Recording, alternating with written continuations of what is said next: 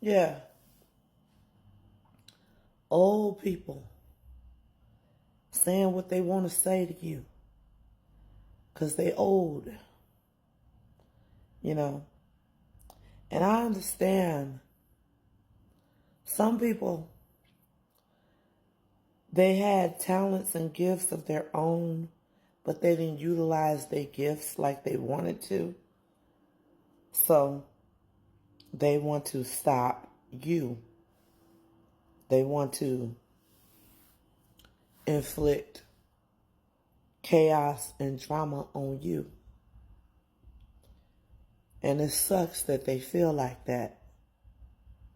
But it's old people that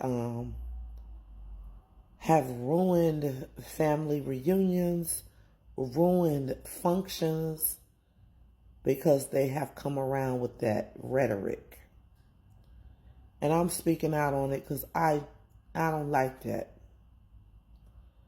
You know, remember when the COVID shot was around? I don't know if you can even say that word, but I remember my dad, he's an old man now,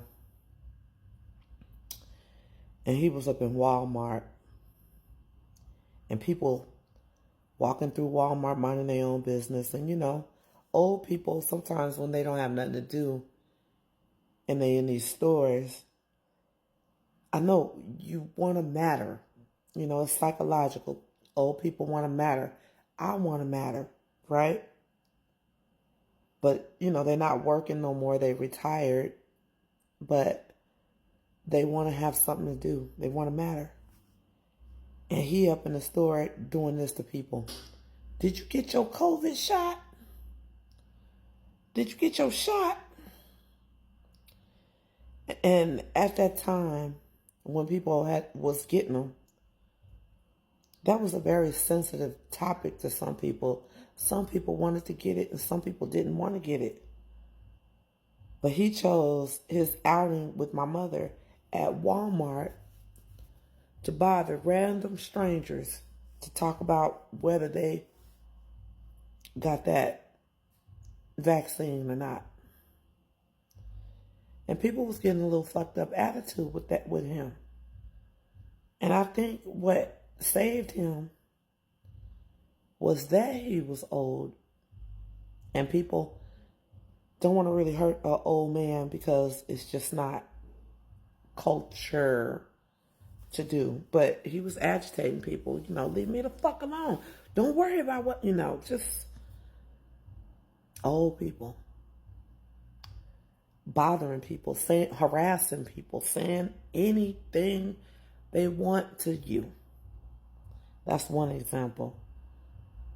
Another example, I had a grandmother.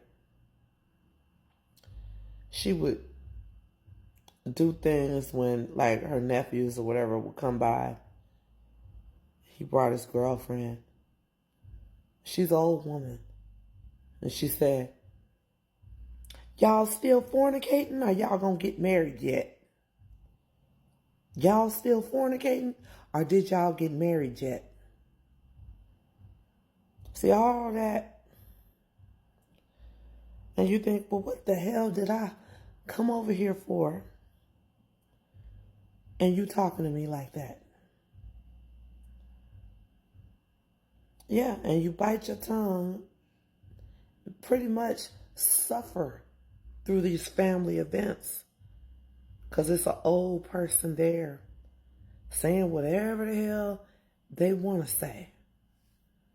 I remember one time my sister told me a story about her being at my grandparents' house and my grandmother's friend came over who was an older lady in her 60s or whatever, older lady,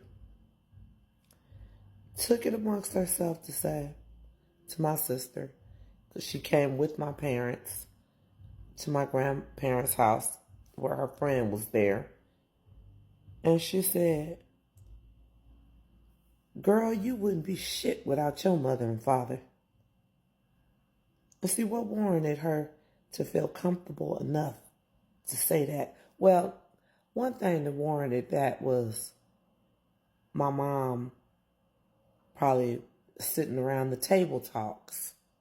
It wasn't no internet back then, but, well, not like it is today, but sitting around the table talks, discussing her children's business and what they got going on.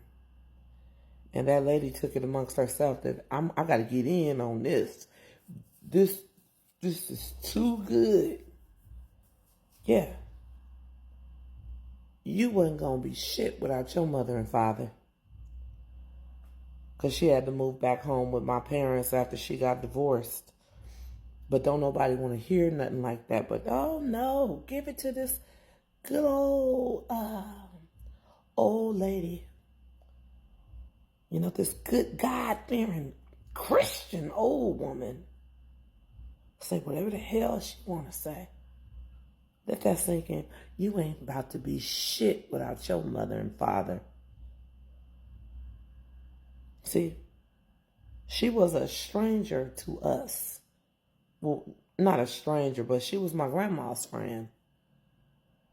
We're not hanging out with her. We don't know her like that. For her to be putting her mouth on real live situations that's going on in my sister's life. But she felt because I'm old, I'm going to say what I want to say. I don't care if I offend you.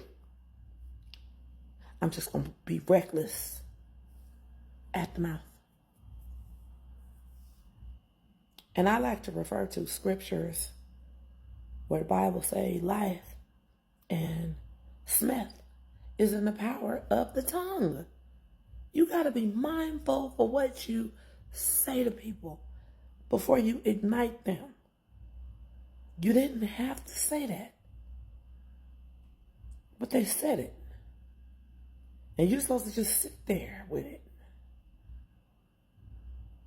Sometimes you find yourself dwelling on it because you can't beat them up because you're going to be looking like, elder abuse. We don't want that, right? But that's the conscience of the mind, right?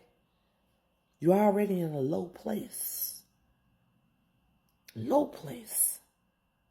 Things going on, and this old bitch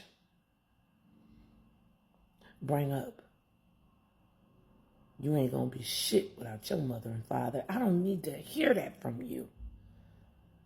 So this message is basically to myself when I get older, or to anybody who is older, and just all of us.